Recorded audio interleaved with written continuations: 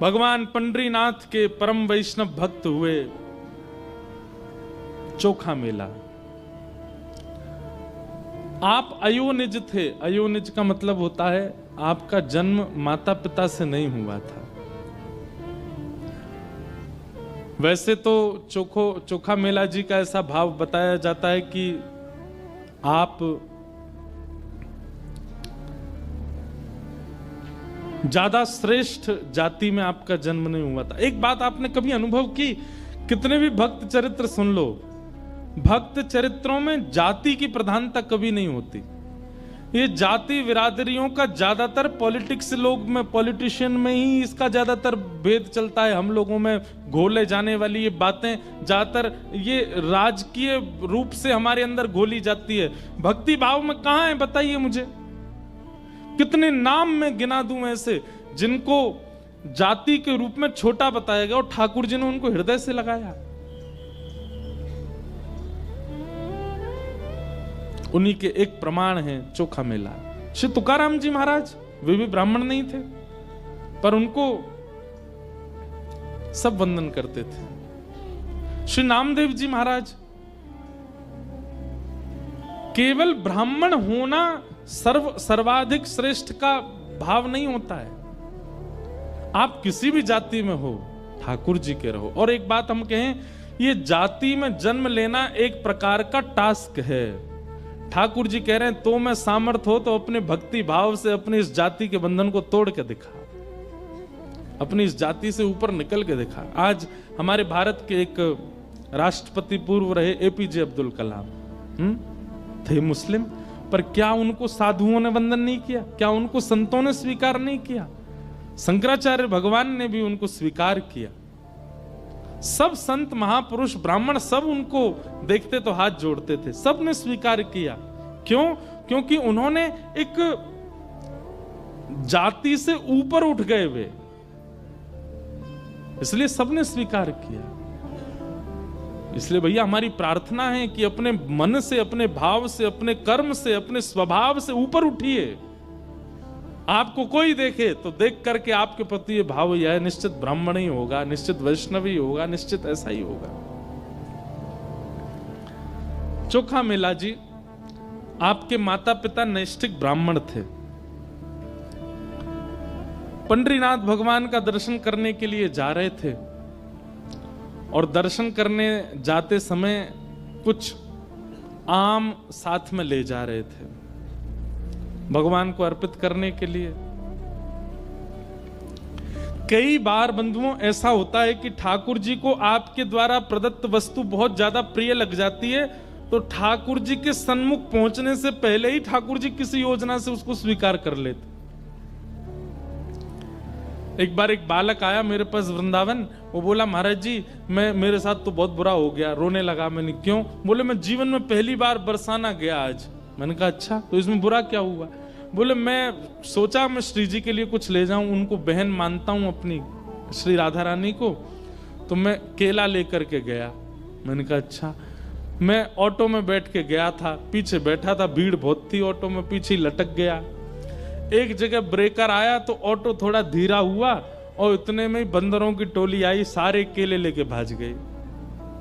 महाराज जी पहली बार मैंने कुछ ले जाने का योजना बनाई और बंदर ले गए उसको। मैंने कि अरे बावड़े, बंदर नहीं लेके गए। श्री जी को वो इतने बढ़िया लग रहे थे कि श्री जी प्रतीक्षा नहीं कर पा रही थी कि तू बरसाना आवे, फिर सिद्धि चढ़े, ऊपर जाके केला चढ़ावे, इसलिए पहले ही अपनी मंडली भेज दी, जाओ इससे हरण करके ले आओ, हमको लाके पवा दो। उसका मन इतना प्रसन्न हो गया, बोले सच में ऐसा ही हुआ? मैंने कि भैया सच में ऐसा ही भयो है, तो विश्वास मान ले मेरी बात को। श्री जी रह ना पा रही, श्री जी बोली अब कब आवेगो, कब देखो मुझको, पहले ही आते छीन के ले आओ। कभी अगर ऐसा कुछ हो कि आपने कुछ विचार किया है ठाकुर जी के लिए लेके जाने के लिए और मार्ग में ही कोई किसी कारणवश वो वस्तु आपसे दूर हो जाए, तो समझ जाना ठाकुर जी रुके नहीं, ठाकुर जी से सहन हुआ नहीं, ठाकुर जी बीच में ही योजना बना करके ले लिया।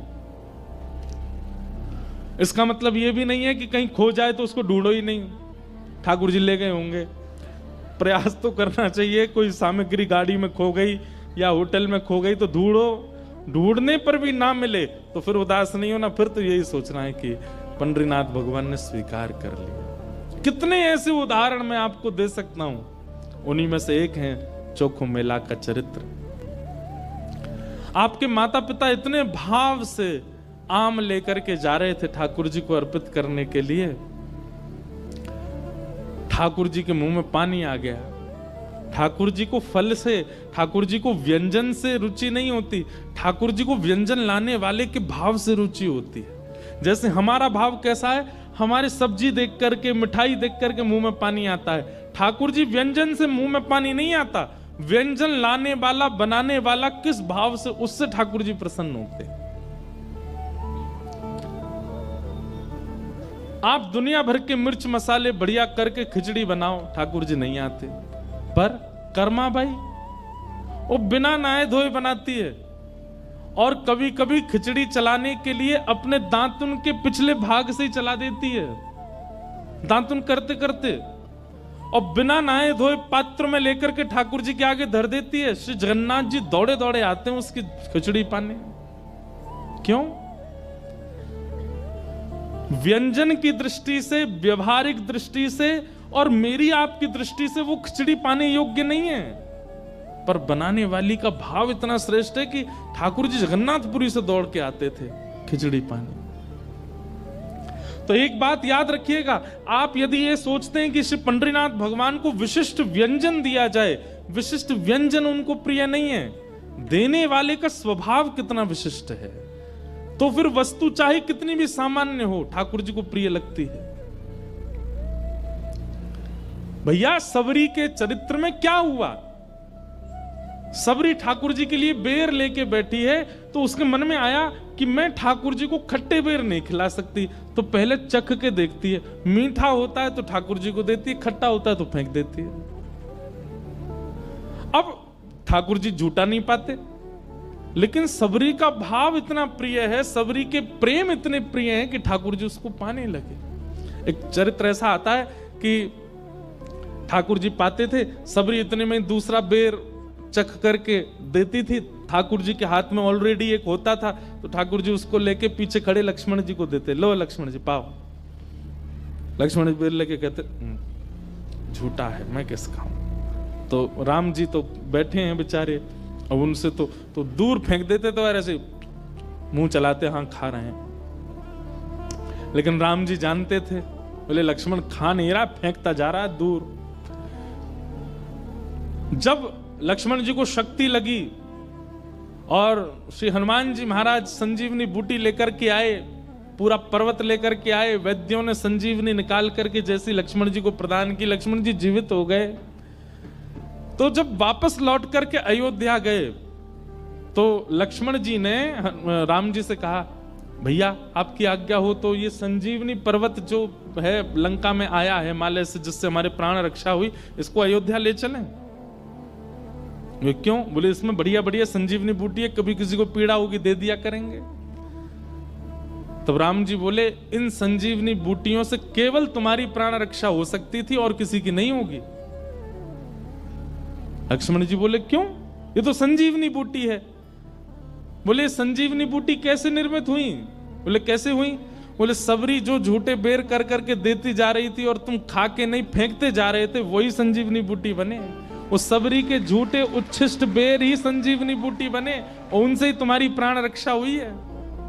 इससे तुम्हारी ही प्राण रक्षा होती और किसी की नहीं होती। भाई राम रावण युद्ध में तो लंका में इतने सारे राक्षस भी मारे गए, स्वयं रावण भी मारा गया, संजीवनी पर्वत तो वहीं था, लाके बूटी कोई दे देता उनको, बच जाते वे लोग भी। पर नहीं, केवल लक्ष्मण की प्राण रक्षा हुई, क्योंकि वो सबरी के उच्छिष्ट बेर, उसके मुख में अमृत है, प्रेम का अमृत, भाव का अमृत, भक्ति का अमृत, उससे बचे हो तुम। तब लक्ष्मण जी बोले, मैं भाव समझ नहीं पाया सबरी का।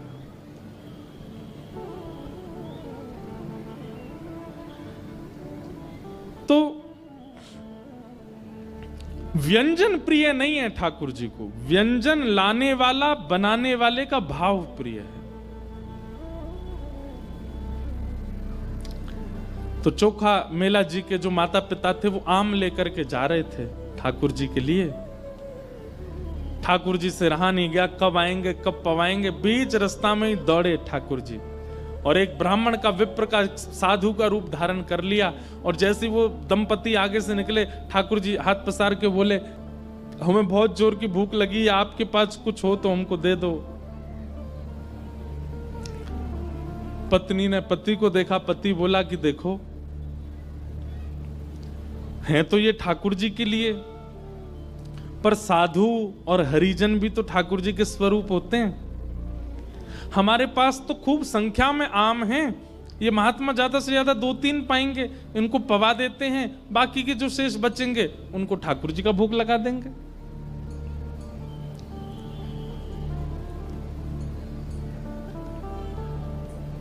वैसे ये नियम नहीं है।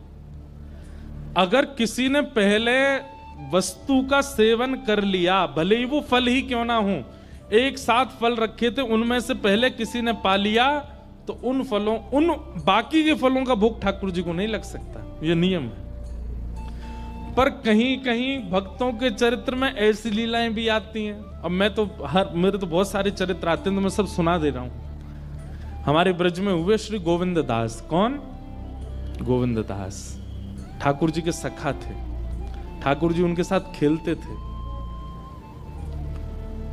तो गोविंद दास, एक बार क्या हुआ कि ठाकुर जी की प्रसादी सिद्ध हुई रसोई घर में, और रसोई घर में प्रसादी बड़े नियम से सिद्ध होती है, मुंह पे कपड़ा बांध करके, और बिल्कुल अपरस में रसोईया सिद्ध करते हैं प्रसादी मंदिरों में। मुंह पे कपड़ा क्यों बांधते हैं? कि कहीं प्रसाद की सुगंधी अगर हमको आ गई, तो कहीं सुगंधी से हमारी जीभ में पानी आ गया तो ठाकुर जी भोग नहीं लगाएंगे। इसीलिए उसको कहते हैं अमनिया। क्या बोलते हैं? अमनिया। ठाकुर जी को जो निवेदित नहीं हुआ है, वो रोटी, वो सब्जी, वो दाल जो आपने बनाई, उसको बोलते हैं अमनिया। मतलब उस पर हमारा मन भी नहीं आया अभी तक, ठाकुर जी पाएंगे उसके बाद हम उसका सेवन करेंगे, इसलिए उसको अमनिया कहा जाता है। इसलिए कई बार कई भक्त लोग आते हैं ना, कुछ खीर बना के लाते हैं, हलवा, तो मैं उनसे पूछता हूं अमनिया है? तो बोलते हैं क्या? मैं कहता तो अमनिया है? तो बोलते अमनिया मतलब, मैंने कहा शुद्ध है ना, भोग तो नहीं लगा, किसी ने पाया तो नहीं? हाँ हाँ हाँ शुद्ध है। अमनिया का मतलब जिसपे आपका मन, खुद का भी मन ना आया हो अभी तक, जिसकी सुगंधी आपको नहीं पता हो, जिसकी सुगंधी, जिसका स्वरूप आपको अभी नहीं भाया हो, केवल ठाकुर जी को भोग लगे, उसको अमनिया कहते हैं। अब इसमें कई पद्धतियां हैं अलग अलग संप्रदायों की। कई मंदिरों में चखिया होते हैं। चखिया कैसे होते हैं? वो भोजन पहले चख लेते हैं, ठाकुर जी के लायक है कि नहीं, फिर ठाकुर जी को भोग लगता है। कई मंदिरों में ऐसा नहीं होता। तो रसोईया प्रसादी लेकर के जा रहे थे, तो बीच रास्ता में गोविंद दास बैठे थे, रसोई और मंदिर के बीच में। तो गोविंद दास बोले, ए रसोईया बाबा, एक काम करो, थाली यहीं धर दूं, मैं पालूं पहले। रसोईया को बड़ा गुस्सा आया, बोले ठाकुर जी को भोग लगाना ही है, ठाकुर जी को निवेदित हुआ नहीं, और तुम कैसे कह रहे हो कि हमको दे दो, ठाकुर जी को भोग लगेगा पहले। बोले अरे नहीं नहीं नहीं, ठाकुर जी को बाद में लग जाएगा, पहले मुंह पवाओ। तो रसोईया ने थाली ले जा करके रख दी रसोई घर में, और दौड़ करके गोसाई श्री विठलनाथ जी, जो श्रीनाथ जी के प्रमुख सेवक थे, उनसे जाकर के शिकायत कर दी। बोले गोविंद दास के ऊधम दिन प्रतिदिन बढ़ते जा रहे हैं। बोले आज क्या हो गया? बोले मैं भोग लेके जा रहा था ठाकुर जी के लिए, और ये गोविंद दास बीच रास्ता में ही कह रहे हैं मुझे पहले पवा दो, और जिद कर रहे हैं, बोले ठाकुर जी बाद में पाएंगे, पहले मैं पाऊंगा। गोसाई जी बोले ये तो गलत है, ठाकुर जी की प्रसादी पहले कैसे पालेगा, बुला के लाओ उसको। तो गोविंद दास सामने आए। गोसाई जी बोले, हे गोविंदा, तुम क्या कर रहे थे आज? ठाकुर जी का भोग लगा नहीं, तुम पहले ही मांगने लगे प्रसाद। तो गोविंद दास के नेत्र बंद हो गए, सजल हो गए। बोले जय जय जी, आपको लाला ठाकुर जी जो है कहा है ना, जे तो भोग पाते ही और अपनी लकुटी उठामे, छड़ी उठामे, बंसी उठामे, गैया चरावे वन में चले जाएं। और फिर ये जब चले जाएं, भोग के बाद आरती होवे, आरती के बाद मंदिर बंद होते, तब ये चले जाते हैं। उसके बाद हम लोगों को प्रसाद मिलता है। हम प्रसाद पावे में रहे में तब तक ये वन में चले जाएं। अब मैं प्रसाद पाके जब वन में जाऊं तो ये ढूंढते नहीं मिले, फिर मुझे पूरा दिना निकल जाए, मैं खूब ढूंढूं, वन में ना मिले, वृक्षन पे ना मिले, यमुना जी पे ना मिले, सब जगह ढूंढ आऊं। और इतने में ही संध्या के घंटे घड़ियाल बज जाएं, ठाकुर जी के उत्थापन की आरती होने लगे। ब्रजभाषा समझ आ रही है? हमारे ब्रज में एक रीति है कि 12 साढ़े 12 बजे सारे मंदिर बंद हो जाते हैं और फिर शाम को 4:30 5 बजे खुलते हैं। मैंने कितनी बार कथा में कहा है, ठाकुर जी सोते नहीं है, ठाकुर जी गैया चराने गए हैं वन में, इसलिए मंदिर बंद होते हैं। बिहारी जी, राधा रमन जी, राधा वल्लभ जी, सारे मंदिर बंद होते हैं दोपहर में। क्यों? ठाकुर जी गैया चरावे गए।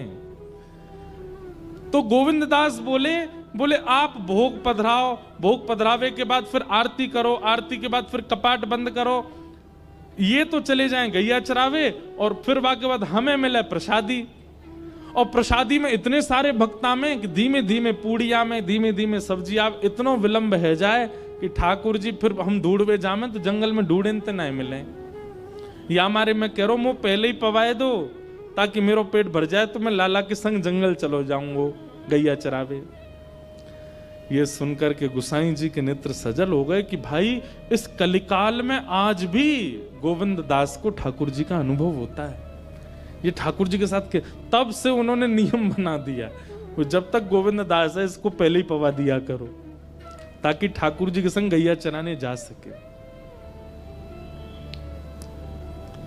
ऐसे कुछ भक्तों के लिए ठाकुर जी ने ये अधिकार दिया, क्योंकि उनका भक्ति भाव, उनका प्रेम भाव सख्य की स्थिति में, ठाकुर जी को वो सखा मानते हैं। गोविंद दास जी का अगर आप चरित्र सुनोगे तो कई विषयों पर आपको विश्वास ही नहीं होगा। एक प्रसंग सुनाऊं, हो सकता है कई लोगों के मन में ये आ जाए, ये कैसे हो जाएगा, पर ये है। गोविंद दास एक दिन सुबह सुबह जंगल में शौच के लिए गए थे। शौच समझ रहे हैं ना? तब बाथरूम तो होते नहीं थे, जंगलों में ही जाते थे लोग। सुबह सुबह शौच के लिए गए तो गोविंद दास को इतना प्रिय मानते थे ठाकुर जी, सखा मानते थे अपना। हमारे श्रीनाथ जी को पता चली गोविंदा जंगल गए हो है, ठाकुर जी भी पहुंच गए। अब यहां गोविंद दास निवृत्त हो रहे हैं जंगल में और ठाकुर जी ने देख लिया, अच्छा वहां बैठो है। सो ठाकुर जी बेर तोड़ तोड़ के लाए और पीछे से ऐसे मारने लगे उन्होंने। और गोविंद दास ने देखी कायरो है, तो देखे ठाकुर जी तो बेर मार रहे हैं। अब इस बात पर कौन विश्वास करेगा, पर ये लीला है, ठाकुर जी करते थे गोविंद दास के साथ।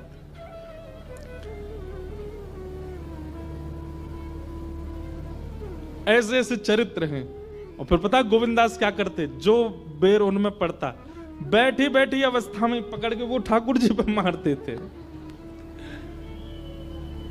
अब सामान्य व्यक्ति देखे तो उसके मन में आ जाएगा राम राम राम राम, अपवित्रता का ध्यान नहीं कर रहे हैं राम ठाकुर जी पे, पर ठाकुर जी उनको सखा मानते हैं अपना। हुआ ऐसा था कि भगवान केवल 11 वर्ष ब्रज में रहे। जब श्री कृष्ण आए तो केवल 11 वर्ष ब्रज में रहे। ठाकुर जी की लीला करने का अभी और मन था, ऊधम करने का अभी और मन था, ठाकुर जी वो ऊधम कर ही नहीं पाए। इसलिए ठाकुर जी कलिकाल में दोबारा श्रीनाथ जी के रूप में प्रकट हुए और फिर प्रकट होकर सूरदास, कुम्मन दास, गोविंद दास, छीत स्वामी और इन सब अष्ट सखाओं के साथ ठाकुर जी ने फिर दोबारा से वही सब क्रीड़ाएं की। उसमें से श्रीदामा का जो रूप, जो ठाकुर जी के मित्र श्रीदामा हैं, वही कलयुग में गोविंद दास बन के आए। तो ठाकुर जी को लज्जा नहीं होती थी। एक लीला ऐसी आती कि एक दिन ठाकुर जी गोविंद दास के ऊपर चढ़ गए और बोले अब घोड़ा बन जा, मुझको शेर करा। तो गोविंद दास ऐसे चल के उनको घोड़ा बन के घूम रहे थे। इतने में गोविंद दास रुक गए। ठाकुर जी बोले का भयो, जय जय नेक उतर जाओ। बोले काय को, मोकू नेक लघु शंका लगी है नेक में चलो जाऊं। ठाकुर जी बोले बावड़े, कोई घोड़ सवारी करे और घोड़ा को लघु शंका लगे तो घोड़ा बाते बोले कि उतर जाओ। मैं लघु शंका जाऊंगो। गोविंदास बोले ना ना वो तो ना बोले। बोले वो कहा करे? बोले सवारी बैठी रहे, वो तो वैसे ही कर ले। बोले तू भी वैसे ही कर। और आप विश्वास नहीं मानेंगे, गोविंद दास ने सोचा कि नहीं नहीं नहीं, मैं ठाकुर जी की सेवा में हूं, मैं पूर्ण रूपेण सेवा में ही रहूंगा। इस वक्त मैं घोड़ा हूं तो मुझे घोड़े का ही भाव रखना है, और धोती में ही। और किसी ने ये दृश्य देख लिया और जाकर के गोसाई जी को शिकायत कर दी। बोले गोविंद दास बिल्कुल उसने आचार मर्यादा सब पानी में बहा दी, ऐसे कर रहा था जंगल में। गोसाई जी ने बुलाया तो गोविंद दास ने बताया। बोले जय जय बैठे पीठ पे, मोते बोले अब तू घोड़ा है भैया, कोई घोड़ा कहे कभी कि भैया उतर जाओ, मैंने जा रहा हूं जंगल झाड़ी है क्या आऊं, घोड़ा तो चल तो फिर तो कर ले या हमारे मैंने कर ले। गोसाई जी ने तब से नियम बना दिए। बोले भाई गोविंद दास की कोई शिकायत मत किया करो मुझसे, उसको सब चीज की छूट है। क्यों? वो ठाकुर जी उसके संग ही रहते हैं। ऐसे सखा श्री गोविंद दास।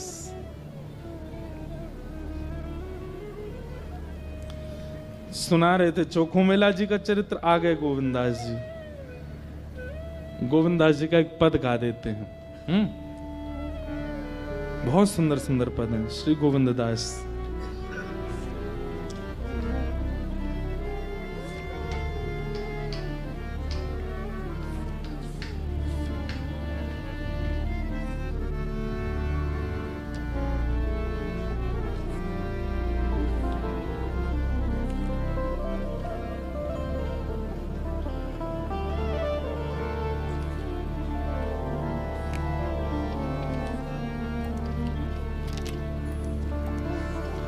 प्रीतम प्रीत ही सौंपई है, प्रीतम प्रीत ही गोविंद दास कह रहे हैं। हाँ यद्यपि रूप गुण शील सुधरता,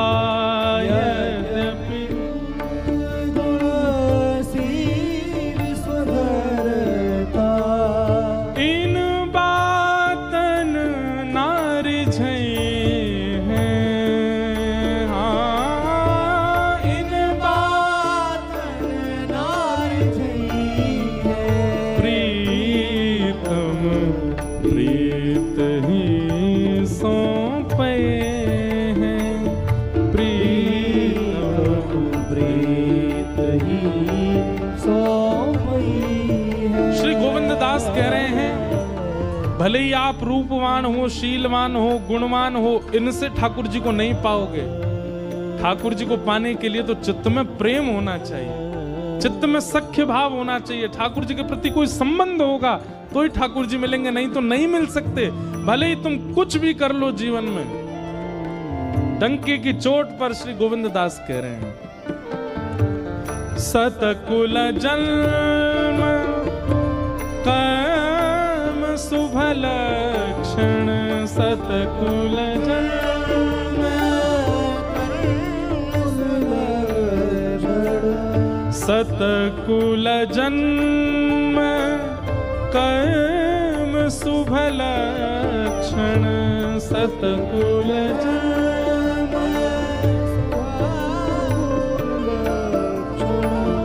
वेद पुराण पढ़े,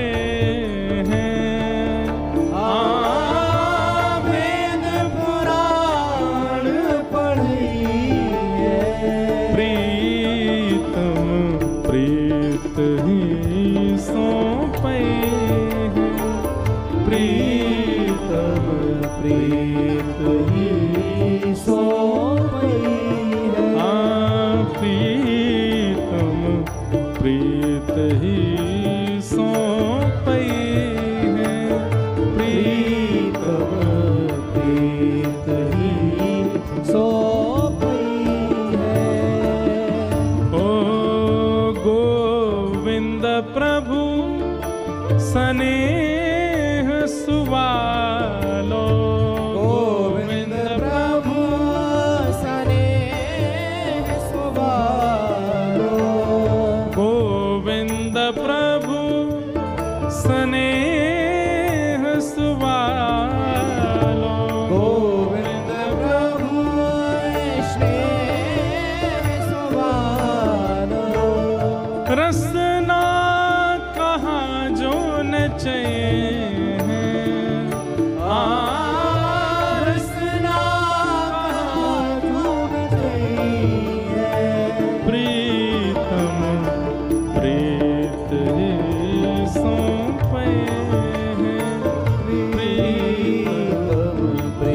प्रीत ही सोई है। हाँ प्रीतम प्रीत ही सोई है।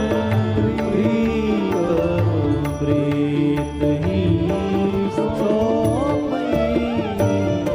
है। केवल प्रेम प्राप्त करा सकता, मोहन प्रेम बिना नहीं मिलता, चाहे कोटि कर लो उपाय। ऐसे श्री गोविंद दास। तो ठाकुर जी एक साधु का रूप बना करके आ गए और आकर के चोखा मेला जी के माता पिता से कहने लगे हमें कुछ पवा दो। उनके माता पिता ने विचार किया इतने सारे आम हैं हमारे पास, 2-3 इनको पवा देते हैं, बाकियों का भोग लगा देंगे ठाकुर जी को। और कोई मांगता तो वो आम उच्छिष्ट हो जाते, लेकिन एक साधु मांग रहा है तो इसलिए इस आम को ठाकुर जी स्वीकार कर लेंगे। और उन्होंने एक आम दिया।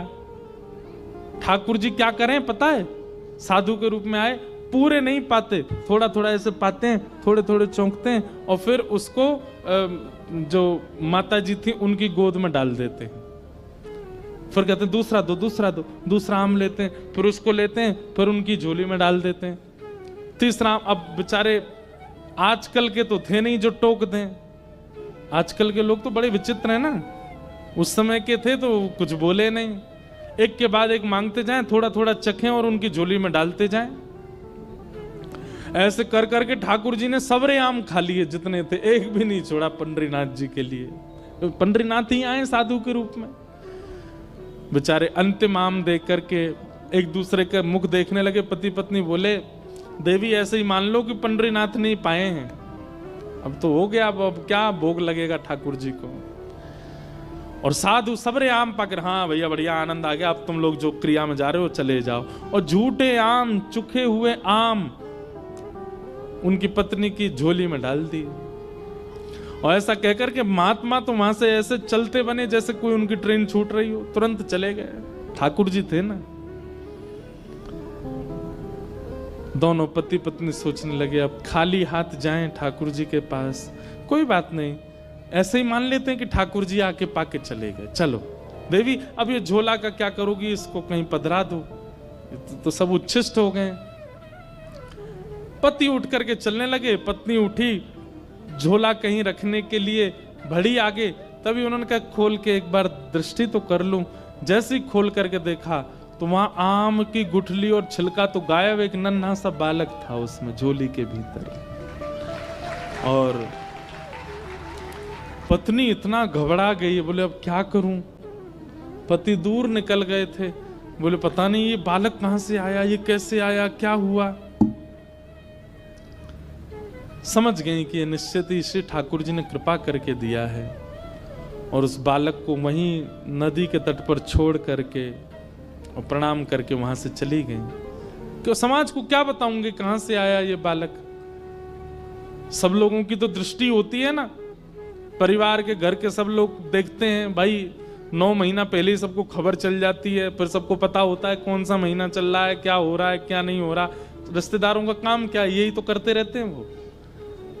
अब ये इनकी पत्नी सोची किसी ने सुना नहीं आज तक कि मैं गर्भवती थी, ना मेरा 9 महीने का कोई समय ऐसा निकला, अचानक बालक लेके जाऊं तो कहीं जीवन पर्यंत मुझे भी सुनना पड़ेगा, इस बालक को भी पता नहीं कोई स्वीकार अस्वीकार कर दे, इसलिए वहीं छोड़ के चली गई।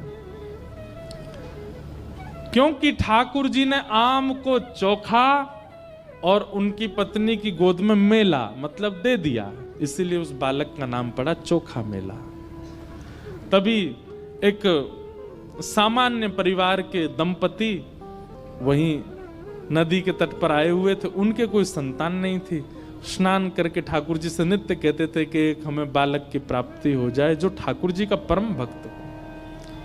तभी उन्होंने देखा कि एक बालक की रोने की आवाज आई, दौड़ करके जाके देखे तो नन्हा सा बालक वो वहां था। मानो पंडरीनाथ भगवान ने ही कृपा करके अपना। अब ये अयोनिज का मतलब क्या होता है, ये माता पिता से जन्मे नहीं है, ये ठाकुर जी से प्रकट हुए हैं। ऐसे कई भक्त हुए हैं जिनका जन्म नहीं हुआ, जो ठाकुर जी की कृपा से ही आए हैं। हमारे श्री हनुमान जी महाराज वे भी अयोनिज हैं, ठाकुर जी की कृपा से ही पधारे हैं। परसों हनुमान जयंती है और परसों हम कथा में हनुमान चरित्र ही सुनाएंगे, संपूर्ण श्री हनुमान जी का ही चरित्र कहेंगे, उनके जन्म की पूरी कथा सुनाएंगे जैसी यथामति होगी परसों, क्योंकि भक्तराज तो श्री हनुमान जी हैं। परसों श्री हनुमान जी से प्रारंभ होगा, सुबह सुबह आ जाना सबरे। तो ऐसे भक्त हुए श्री चोखा मेला। आप धीरे धीरे बड़े हुए, बचपन से ही श्री पंडरीनाथ विठल भगवान के प्रति आपका खूब प्रेम भाव था। कभी कहीं कथा होती, कोई संत दिख जाते, महापुरुष दिखते, तो आप जाकर के दूर से बैठकर के उनका प्रवचन भजन सुनते थे।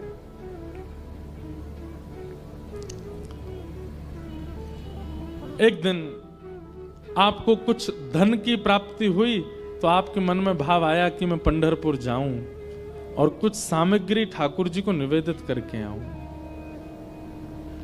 और आपने खूब सारे फल खरीदे और फल खरीद करके लेकर के गए ठाकुर जी को अर्पित करने के लिए। जैसे ही वहां पहुंचे तो मंदिर के सब लोग बोले, भैया ये तो दर्शन तो कर सकते हो, अधिकार है सबको, पर तुम्हारे हाथ का चढ़ाया हुआ भोग ठाकुर जी लगाएंगे? जानते हो तुम कौन हो, कैसी बिरादरी से आते हो, कैसे कुल में जन्मे हो, चलो निकलो यहां से। चोखा मेला जी ने थोड़ा कह दिया होगा, भैया ठाकुर जी ये सब थोड़ी देखते हैं, ठाकुर जी तो भाव देखते हैं। तो फिर लोगों ने थोड़ा सा हाथ भी उनको लगा दिया, थोड़ी सी मारपीट भी कर दी। बेचारे बाहर खड़े खड़े रोते रहे, जय हो विठोबा, अमीरों के ठाकुर हो आप, तो बड़ों के ठाकुर हो, हमारे हाथ की क्यों स्वीकार करोगे। रोते बिलखते चोखा मेला जी वापस चले गए। ठाकुर जी पीड़ा नहीं देख पाते अपने वैष्णव भक्त की। पर मैं एक बात कहता हूं कथा में,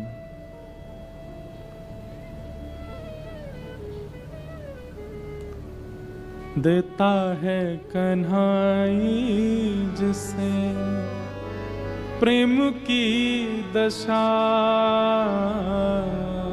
देता है कन्हाई जिसे प्रेम की दशा। सब विधि उसकी लेता है परीक्षा, हो सब विधि उसकी लेता है परीक्षा। कभी निकट बुलाए, कभी निकट बुलाए, कभी दूरियां बढ़ाए, कभी दूरियां बढ़ाए। छलिया हाथ नहीं आए, छलिया हाथ नहीं आए, हमें श्याम ना मिला, हमें श्याम ना मिला, हमें श्याम ना मिला, हमें श्याम ना। भैया आप जाते हैं और आपको अति सहज में श्री पंडरीनाथ भगवान मिल जाते हैं। ना कोई परिश्रम, ना कोई परीक्षा, ना कोई पीड़ा। आपने मन बनाया और तुरंत पहुंच गए पंढरपुर। तो समझो अभी ठाकुर जी, आप तो प्रेम करते हो पर ठाकुर जी अभी शायद प्रेम करते नहीं। ठाकुर जी प्रेम करना प्रारंभ करेंगे तो पता क्या होगा। 1 महीना से प्लान बनना है, वृंदावन जाएंगे, वृंदावन जाएंगे। अब तो सब तैयारी हो गई, कपड़े लग गए, सामान लग गया, सब व्यवस्था हो गई। और जैसे ही वृंदावन आने में केवल 3 दिन का समय रहा, वृंदावन जाने की तिथि आ गई। 3 दिन पहले ही कुछ ऐसा होगा कि नहीं जा पा रहे, नहीं बन पा रहा कोई कार्यक्रम। व्याकुल हो जाओगे, व्यथित हो जाओगे, परेशान हो जाओगे, क्या करें। तब भी हाथ पैर मार करके कुछ योजना बनाओगे कि कैसे भी हम चले जाएं। पैसा ज्यादा खर्च करके फ्लाइट की टिकट देखोगे तो पता चलेगी उस दिन फ्लाइट ही नहीं है। और हाथ पैर खर्च करके कुछ योजना बनाओगे, कहीं और से कुछ करके योजना कैसे भी जाए, अरे महाराज कहां तक कहें, ट्रेन का इंजन खराब हो जाएगा लेकिन जा नहीं पाओगे। इस प्रकार से इतना परेशान कर दें कि बस व्याकुल हृदय कहने लगे, हे श्याम सुंदर क्यों कर रहे हैं आप, और तब सब जगह प्रयास करके हार जाओगे, बैठ जाओगे, नहीं जा पाओगे वृंदावन। तब समझना ठाकुर जी प्रीति प्रेम करते हैं तभी इतनी परीक्षा ले रहे हैं। सहजता में मन बनाया और पहुंच गए अपने गुरु घर, पहुंच गए वृंदावन, पहुंच गए पंढरपुर, और बड़े आराम से दर्शन करके तुरंत लौट भी आए। तो समझना आप एक तरफा प्रेम में हो, आप करते हो, ठाकुर जी नहीं करते। ठाकुर जी करेंगे तो इतनी सहजता से दर्शन देंगे नहीं, बहुत छेड़ेंगे आपको रास्ते में, और तब मुख से यही निकलेगा, हे सुन राधिका दुलारी, सुन राधिका दुलारी, तेरे द्वार का भिखारी, तेरे द्वार का भिखारी, तेरे श्याम का पुजारी, एक पीड़ा है हमारी, हमें श्याम ना मिला, हमें श्याम ना मिला, हमें श्याम ना मिला, हमें श्याम ना मिला। बोल वृषभानु दुलारी की।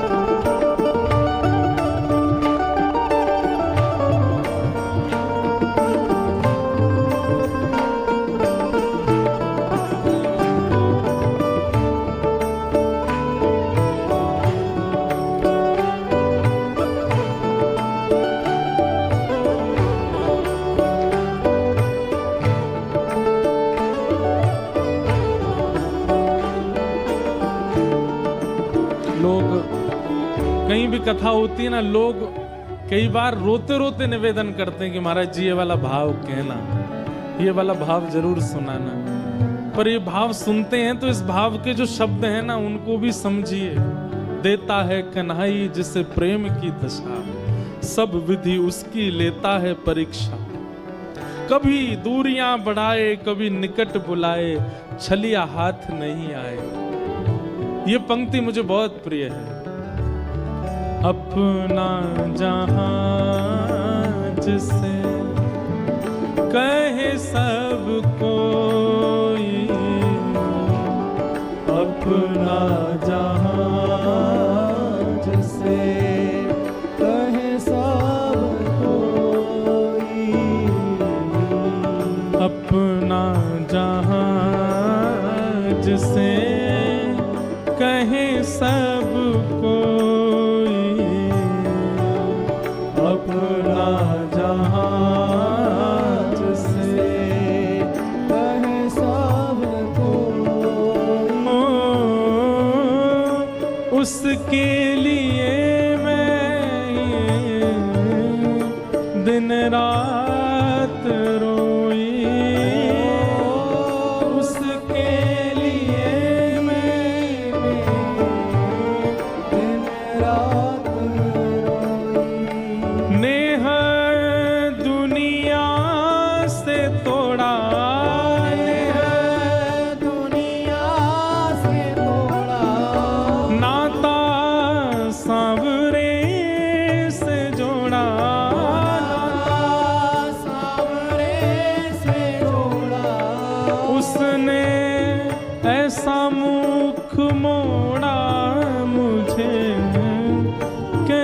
का न छोड़ा हमें, श्याम ना मिला हमें, श्याम ना मिला हमें, श्याम ना मिला हमें, श्याम ना मिला।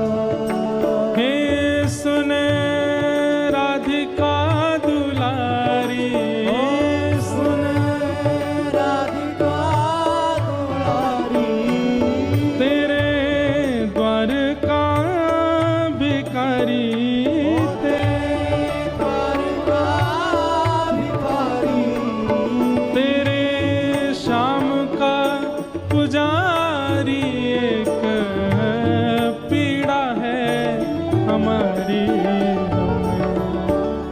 श्याम ना मिला हमें, श्याम ना मिला हमें, श्याम ना मिला हमें, श्याम ना मिला। हमें श्याम ना मिला हमें, श्याम ना मिला हमें, श्याम ना मिला श्याम ना मिला। चोखा मेला सामने खड़े हैं और सब उन्हें भगा रहे हैं वहां से। उनके द्वारा लाए गए जो फल थे उनको कुचल दिया, बाहर फेंक दिया। बोले ये ठाकुर जी स्वीकार नहीं करेंगे, तेरे हाथ की छुपी वस्तु ठाकुर जी को जाएगी कोई, चल जा यहां से।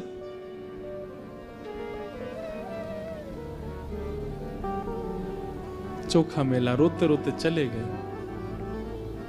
भोजन नहीं किया आज पूरे दिन,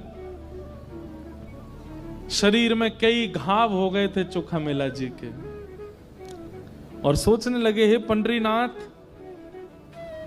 आप केवल श्रेष्ठ जाति वालों के ही हो, आप केवल धनवानों के ही हो, हमारे नहीं हो। मन में कई प्रकार की भावनाएं उत्पन्न होने लगी। ठाकुर जी व्याकुल हो गए और अर्धरात्रि का समय चोखा मेला अपने घर के बाहर पेड़ के नीचे बैठे थे। इतने में कस्तूरी की बढ़िया सुगंधी आने लगी, छम छम आवाज आने लगी और सुंदर तेज पुंज जैसा दूर से दिखाई देने लगा। चोखा मेला बोले ये कैसा अद्भुत दृश्य दिख रहा है। और तभी देखते हैं कि महाराज सिर पर सुंदर मुकुट विराजमान, कानों में मकराकृत कुंडल, अपने कमर पर हाथ धारण किए हुए, चलते हुए बढ़िया ललित त्रिभंगी चाल से चलते हुए साक्षात श्री विठ्ठल भगवान पंडरीनाथ चोखा मेला के सामने आ रहे हैं।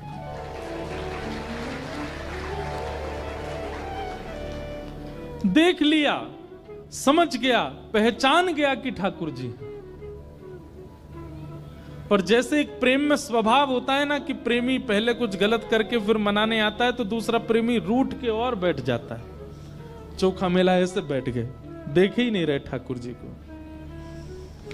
ठाकुर जी बोले चोखा, पहली बार अपना नाम ठाकुर जी के मुख से सुना है, रोंगटे खड़े होने लगे, मन में आनंद हो रहा है पर रूठ के बैठे।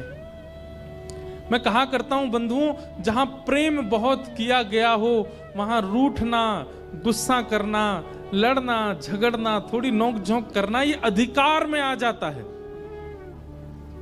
जहां प्रेम अतीत में किया गया। ठाकुर जी बोले देख हम आए हैं, बैठाएगा नहीं हमको।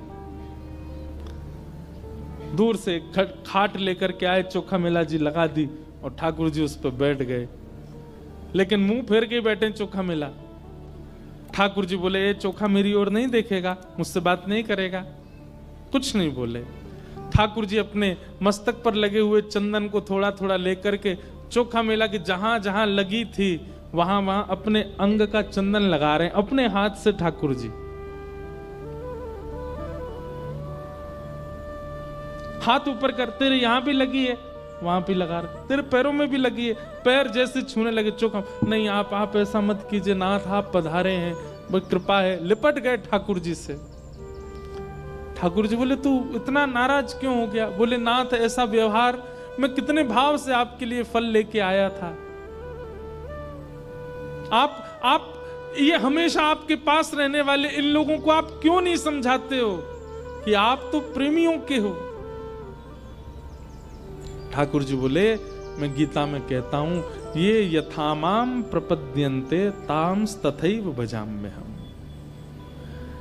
मुझे जो जैसे भजता मैं उसको वैसे ही मिलता हूं। ये लोग मुझे पाषाण मानते हैं, ये लोग मुझे मूर्ति मानते हैं, ये लोग मुझे पत्थर मानते हैं, इसलिए ना इनके आगे मैं बोलता हूं, ना चलता हूं, ना खाता हूं, ना कुछ नहीं करता, ऐसे खड़ा रहता हूं। लेकिन तू मूर्ति नहीं मानता, इसलिए तेरे लिए चल के आ गया। जना भाई मुझे मूर्ति नहीं मानती, उसके हाथ से खाने जाता हूं मैं। ये नामदेव तुकाराम मुझे मूर्ति नहीं मानते, इसलिए उनके साथ खेलता हूं मैं। अब इन लोगों को कौन समझाए? ये लोग सब मुझे मूर्ति मानते हैं, तो मैं भी इनको मूर्ति ही मानता हूं। ठाकुर जी क्या कह रहे हैं गीता में कि मुझे जो जैसे बचता मैं उसको वैसे ही मिलता हूं। जो ठाकुर जी के प्रति पाषाण बुद्धि रखता है, ठाकुर जी उस व्यक्ति के प्रति भी पाषाण बुद्धि रखते हैं। फिर वो व्यक्ति कहता है ना, हे ठाकुर जी मेरे जीवन में बहुत कष्ट संकट आ रहे हैं। ठाकुर जी भी कहते होंगे, पाषाण को कोई कष्ट संकट नहीं होता, तू पाषाण ही तो है। ठाकुर जी को ये अनुभव ही नहीं होता कि हम भी चैतन्य हैं। जब हम ठाकुर जी के प्रति चैतन्य का भाव रखेंगे तो ठाकुर जी को भी लगेगा कि ये भी चैतन्य है। और फिर जैसे चोखा मेला के अंग पे लगे हुए पीड़ाओं को ठाकुर जी अपने चंदन से ठीक कर रहे हैं, वैसे हमें भी करेंगे। हमने ठाकुर जी को मूर्ति माना, ठाकुर जी भी हमको मूर्ति मान करके खूब सारे कष्ट दे देते हैं जीवन में। फिर हम कहते हैं ठाकुर जी इतनी पीड़ा, इतना कष्ट। ठाकुर जी कहते हैं पत्थर को कोई कष्ट थोड़ी होता बेटा। अब चल तू एक काम कर, मैंने सुबह से कुछ खाया नहीं है, कुछ खिला।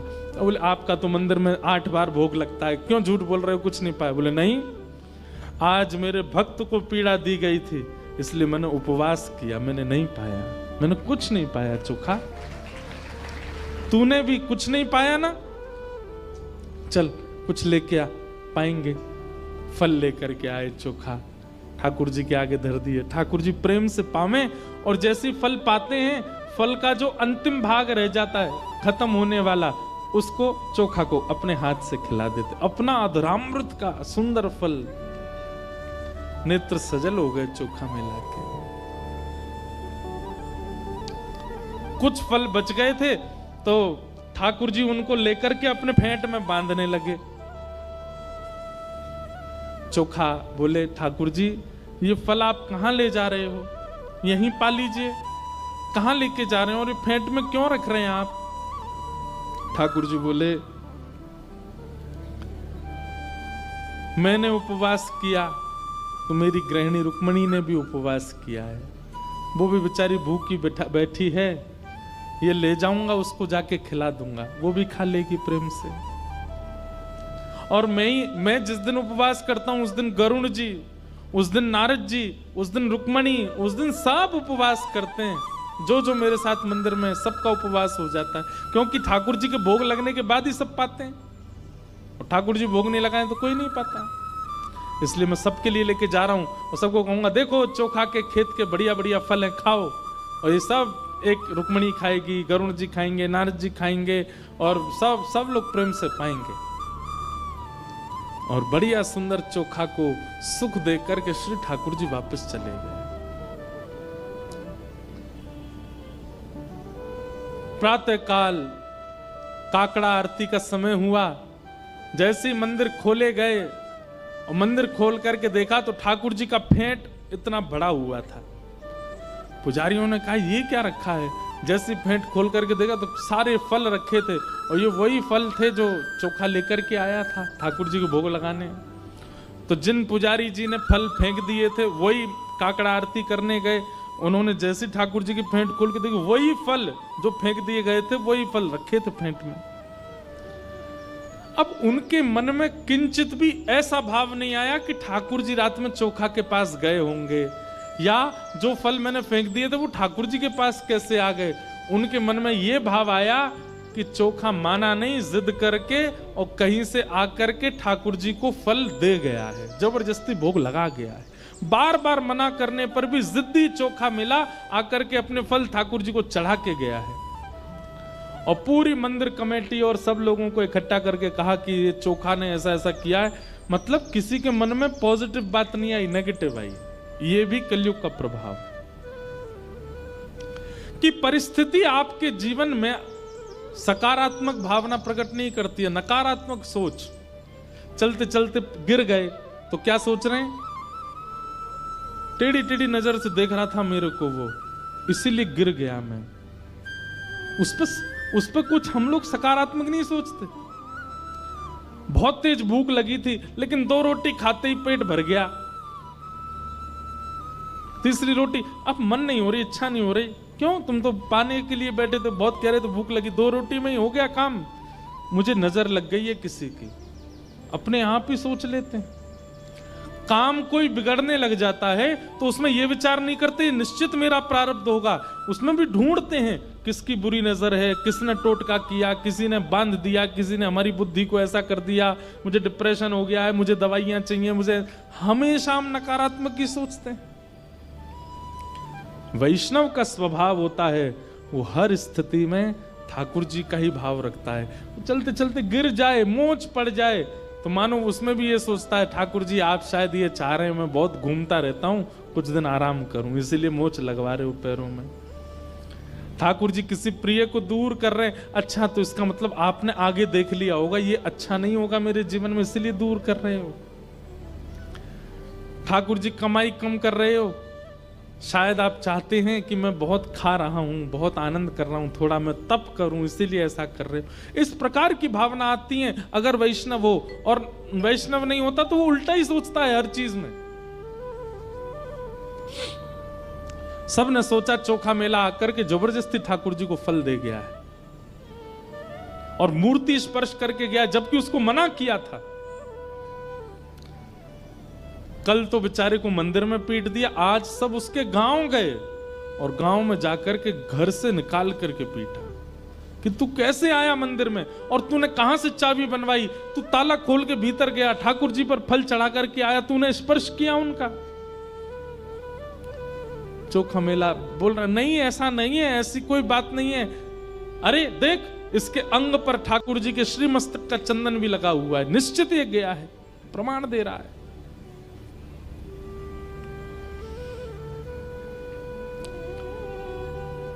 बेचारे चोखा मेला की स्थिति इन्हीं कर दी और लौट करके सब पुजारी पंडा और सब समाज के लोग, इससे कोई आप ये मत सोचना कि पुजारियों की निंदा की जा रही है। उस समय पर उस काल में ऐसी विचारधारा वाले लोगों की निंदा हो रही है। आप पुजारियों के प्रति कुदृष्टि मत रखना। लौट करके जैसे ही सब वापस पंढरपुर आए, हाथ पांव धो करके स्नान करके अपरस में जैसे ही मंदिर में प्रवेश करने लगे, ठाकुर जी ने अपने आप अपनी किवाड़ बंद कर ली और भीतर से चटकनी लगाती। अनेक प्रयास करने पर भी ठाकुर जी का मुख्य दरवाजा नहीं खुला। पुजारी जन सब बाहर बैठ गए घुटनों पर, हे पांडुरंगा, हे विठल, हे नाथ, क्या अपराध बन गया हम लोगों से, आपने क्यों ऐसा हमसे रूठ के बैठ गए। भीतर से ठाकुर जी के स्वर सुनाई दिया और उस स्वर में करुणता थी। ठाकुर जी मानो जैसे रो रहे हो। बोले तुम सब मेरे दर्शन के अधिकारी नहीं हो। अरे बेचारा मेरा भक्त चोखा मेला आया और आकर के फल लेकर के आया, तुमने यहां फेंक दिए, तो मुझे दया आ गई, मैं रात्रि उसके घर गया, उसके शरीर पर घाव देख करके अपना चंदन लगाया, उसके घर के उसके खेत के उपजाए हुए फल खा करके आया, रुक्मणी जी के लिए लेकर के आया, फेंट में बंधे देख करके तुम्हारे मन में किंचित भाव नहीं आया कि इतनी सुरक्षा में मंदिर में कैसे आ जाएगा चोखा मेला। मैं गया था उसके पास और तुम लोगों ने उसको इतनी पीड़ा दे करके आए हो। तुम लोग मेरे दर्शन के अधिकारी नहीं हो। आज से लेकर के पृथ्वी के अंत तक मैं वचन लेता हूं कि अब मैं किसी को दर्शन नहीं दूंगा, मैं ऐसे ही बैठा रहूंगा भीतर। थर थर कांपने लगे सब पंडा पुजारी, दंडवत करने लगे, हे पांडुरंगा आप जो कहेंगे, आप कहेंगे कि हम चंद्रभागा में कूद करके प्राण त्याग दें तो हम सब प्राण त्याग देंगे। आप जो दंड कहेंगे वो सब स्वीकार है। पर इस प्रकार का कठोर आप व्रत मत लीजिए दर्शन देने का। जीवों का कल्याण कैसे होगा कलयुग में? आप प्रायश्चित बताइए, आप दंड बताइए, हमें क्या करना है। ठाकुर जी बोले,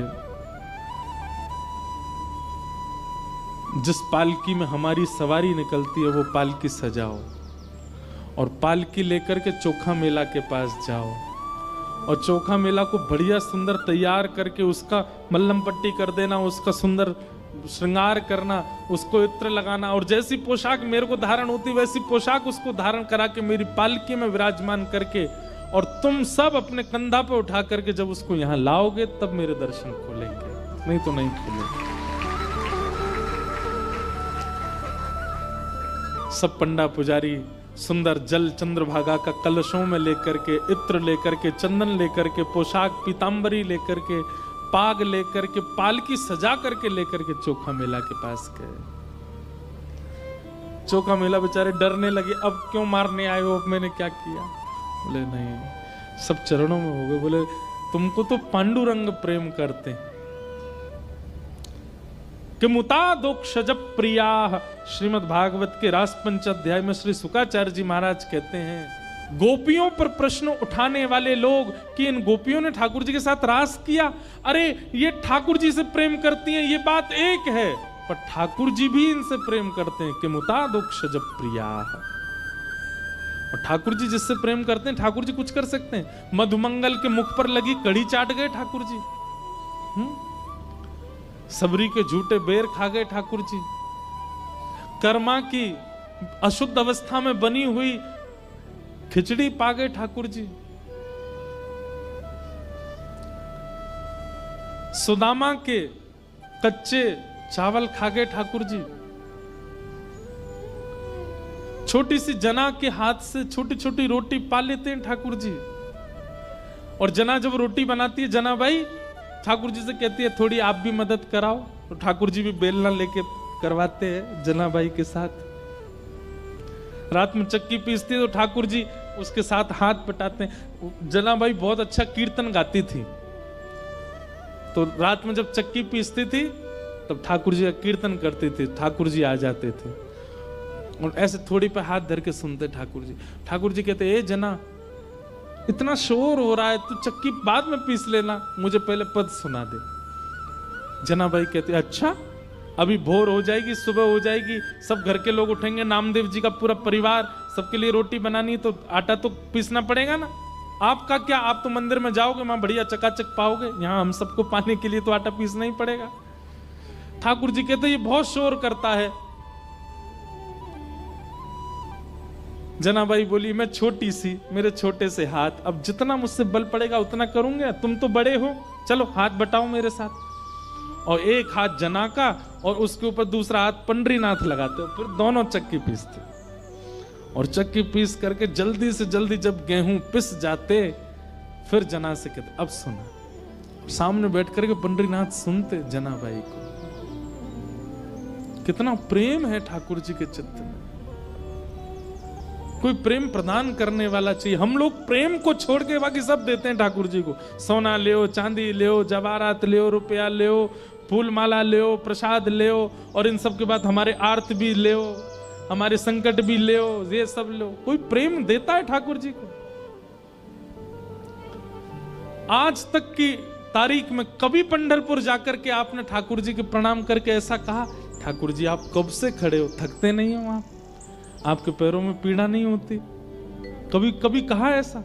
अरे मैं 50-100 लोगों से मिल लेता हूं ना दिन में, इतना थकान सी लगने लगती है। ठाकुर जी तो लाखों लोगों को दर्शन देते हैं। जब तक अंतिम दोहरी का व्यक्ति दर्शन नहीं कर जाता, पंडरीनाथ भगवान खड़े रहते हैं।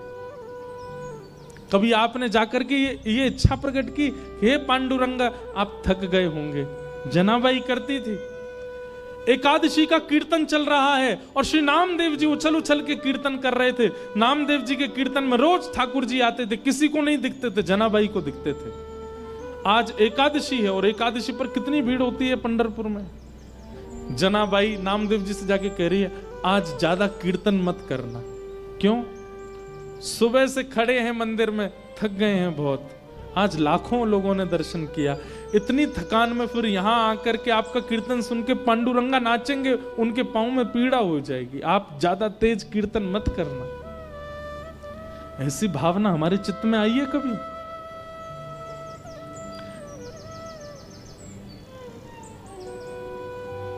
हम भक्त चरित्र क्यों सुन रहे हैं? टाइम पास नहीं कर रहे हैं हम। ऐसा प्रेम जैसा तुकाराम जी के चित्त में, जनाबाई के चित्त में, सूरदास गोविंद दास के चित्त में, वैसा एक छींट हमारे चित्त पर पड़ जाए ठाकुर जी के लिए, वैसा प्रेम प्रकट हो जाए।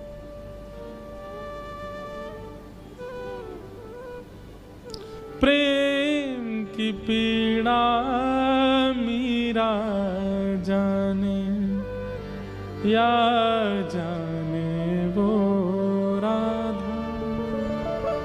हे प्रेम की पीड़ा मीरा जाने, या जाने श्री राधा, श्री राधा, श्री राधा।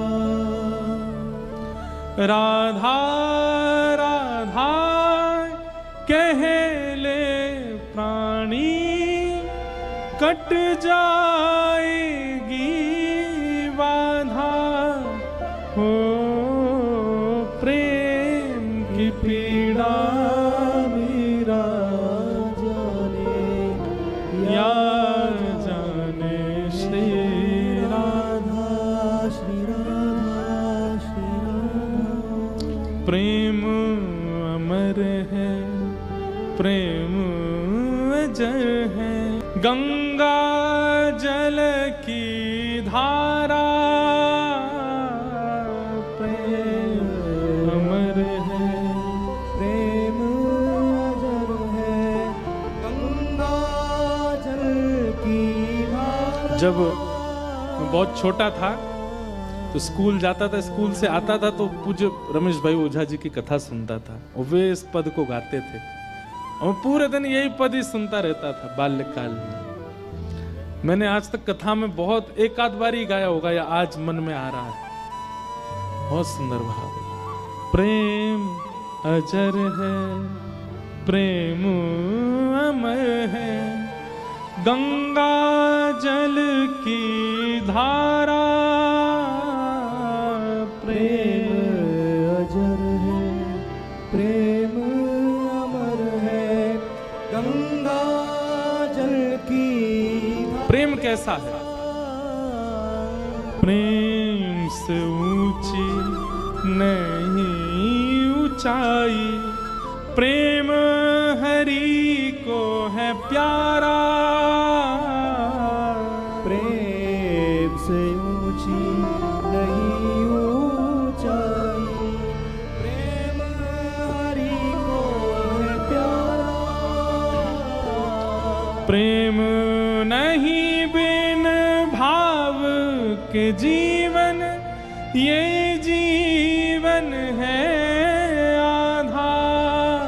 हो प्रेम की पीड़ा मीरा जाने, या जाने श्री राधा, श्री राधा, श्री राधा। प्रेम त्याग है, प्रेम समर्पण, प्रेम भक्ति है पूजा। प्रेम त्याग है, प्रेम समर्पण, प्रेम भक्ति है पूजा। प्रेम में तन मन भक्ति में हूँ, ऐसा प्रेम न दूजा। प्रेम में भक्ति में हो, ऐसा प्रेम न दूजा।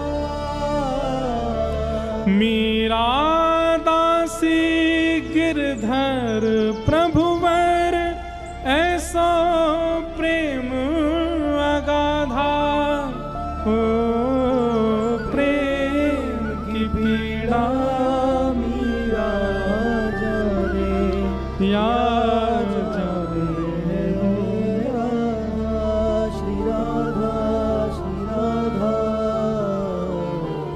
प्रेम।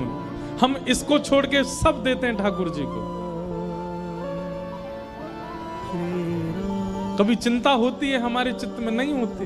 हमें लगता है ये तो परमात्मा है, इनको क्या पीड़ा होती होगी। पीड़ा होती नहीं है ठाकुर जी को, पर प्रेम जिसके चित्त में हो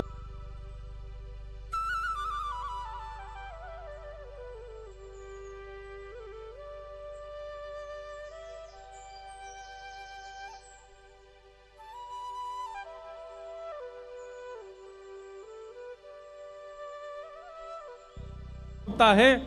अब बेटा भले कलेक्टर बन जाए, बेटा भले प्रधानमंत्री बन जाए, उसको सारी सुख सुविधाएं हैं, लेकिन फिर भी मां बोलती तो है ना, तू ठीक तो है, कोई दिक्कत तो नहीं। जब सब सुख सुविधाएं हैं तो फिर क्यों पूछती हो? क्योंकि प्रेम है। हम पूछते हैं कभी पंडरीनाथ से?